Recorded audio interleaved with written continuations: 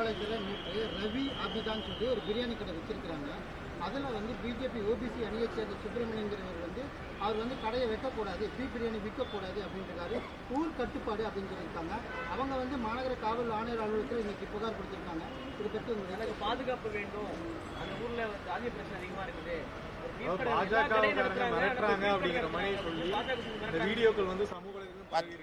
பார்த்தங்கன்னா நம்முடைய தலைவர்கள் கூட இருக்கிறாங்க. மாவட்ட தலைவர் அண்ணன் இருக்கிறாங்க, முன்னாள் மாவட்ட தலைவர் இருக்கிறாங்க, மூத்த தலைவர்கள் அண்ணன் இருக்கிறாங்க, விவசாய அணி தலைவர்லாம் இருக்கிறாங்க. அவங்களாம் காலையில் என்ன சொன்னாங்கன்னா, அதாவது இந்த சகோதரர் என்ன சொன்னார்னா, இங்கே வந்து மாமிசக்கடை வேண்டாம், கோவிலுக்கு பக்கத்தில் இருக்கு அப்படின்னு ஒரு சொன்னார். அப்ப அந்த மாமிசக்கடை நடத்தக்கூடிய சகோதரர் அந்த தள்ளு வண்டியில் ஒரு போர்டில் பீஃப் பிரியாணி அப்படிங்கிற போர்டு தொங்குது. நாம காணொலி பார்த்தது 2 பேர்த்திற்கும் காரசாரமாக விவாதம் ஆரம்பித்த பிறகு ஒரு பாட்டை மட்டும் ரெக்கார்ட் பண்ணியிருக்காங்க. ஆரம்பத்திலே மாமிசக்கடை வேண்டான்னு தான் அவர் பேசுறார், கோயில் பக்கத்தில் விற்காதீங்க. இங்க வந்து பீஃப் பிரியாணி வேண்டாம், ஃபிஷ் பிரியாணி வேண்டாம், எதுவும் வேண்டாம்னு தான் அவர் சொன்னது. சொல்வதற்கு ஒரு தனி மனிதனுக்கு உரிமை இருக்கா? உரிமை இருக்கு. அவர் சண்டை போட்டார், சண்டையெல்லாம் போடல. அவர் தன்னுடைய கருத்தை பதிவு செய்தார். பொதுமக்கள் போற இடம் கோவில் பக்கத்தில். அதை திட்டமிட்டு அந்த ஒரு நிமிஷத்தை மட்டும் கட் பண்ணி ஏன் வெளியிடணும்? அதன் மூலமாக சமுதாயத்தில் 2 சமுதாயத்திற்கிலேயே பிரச்சனையை உருவாக்குவதற்கு காரணம் கேள்வி கேட்டவர் அல்ல. என்ன கேள்வி கேட்டாரோ அதில் ஒரு நிமிஷத்தை மட்டும் வெட்டி அந்த பீஃப் பிரியாணியை பற்றி மட்டும் சித்தரிச்சார். அப்படிங்கிறதுக்காகத்தான் பாரதிய ஜனதா கட்சியினுடைய தலைவர்கள் என்னை காவல் ஆய்வாளரை சந்தித்து இவங்களும் ஒரு கம்ப்ளைண்ட் கொடுத்துருக்காங்க.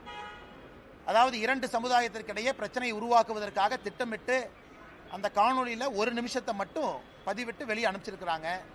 அவர்கள் மீது நடவடிக்கை எடுக்க வேண்டும் என்று. ஆனால் இவர் பொதுவாக சொன்னது கோவில் பக்கத்தில் மாமிசக்கடை வேண்டாம் என்று சொன்னார். அதுதான் பாரதிய ஜனதா கட்சியினுடைய தொண்டர் செய்தி.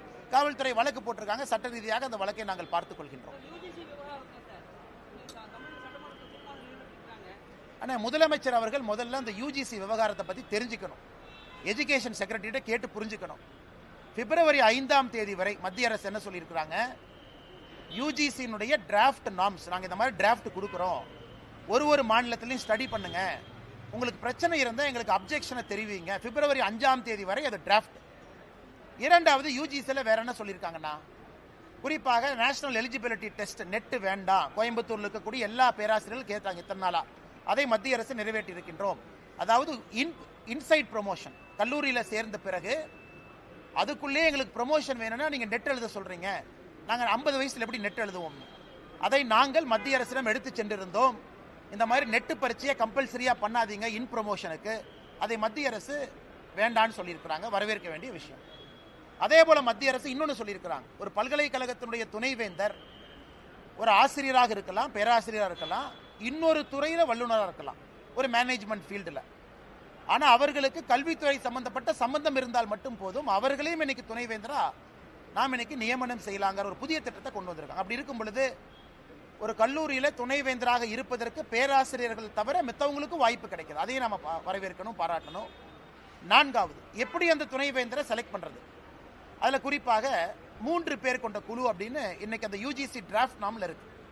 ஒன்று யூஜிசியினுடைய நாமினி, இன்னொன்று பல்கலைக்கழகத்தினுடைய செனட் நாமினி, 3வது கவர்னருடைய நாமினி. இந்த 3 பேர் கொண்ட குழு. பல்கலைக்கழகத்தினுடைய செனட் நாமினி என்கின்ற முறையில் மாநில அரசுக்கு அவர்களுக்கு தேவையான மரியாதை அதில் வந்துடுது. பல்கலைக்கழகத்தினுடைய செனட் அங்கிருந்து ஒரு ரெப்ரசன்ட் வந்துடுறாங்க. யூஜிசி நாமினி, ஏன்னா நாம்ஸ் எல்லாம் சரியா மெயின்டைன் பண்ணணும். அது உச்சநீதிமன்றத்தினுடைய பல தீர்ப்புகள் இருக்கு. துணைவேந்தர் நியமனத்தில் யூஜிசி நாமினி இருக்கணும், அவங்களும் வந்துடுறாங்க. ஆளுநர் தான் சான்சலரா இருக்காங்க, அதனால ஆளுநர் வந்துடுறாங்க. இதை எதற்காக முதலமைச்சர் அவர்கள் அரசியல் செய்து சட்டப்பேரவையில் தீர்மானம் இயற்ற வேண்டிய அவசியத்திற்கான காரணத்தை நான் பார்க்கல. அதனால முதலமைச்சருக்கு உண்மையாலும் பிரச்சனை இருக்கா, எஜுகேஷன் செக்ரட்டரி அனுப்பி பிப்ரவரி 5ஆம் தேதிக்குள்ள நாங்கள் எதிர்க்கிறோம், இதுதான் காரணம் சொல்லட்டும். வேறு பக்கத்தில் இருக்கக்கூடிய என்னை போன்ற நபர்கள் இது சரிதாங்கிற விவாதத்தை நாங்களும் வைக்கிறோம். அதற்கு சட்டப்பேரவையில் தீர்மானம் இயற்ற வேண்டிய அவசியத்தை நான் பார்க்கவில்லை. பாப்பங்கண்ணா, நன்றிங்கண்ணா.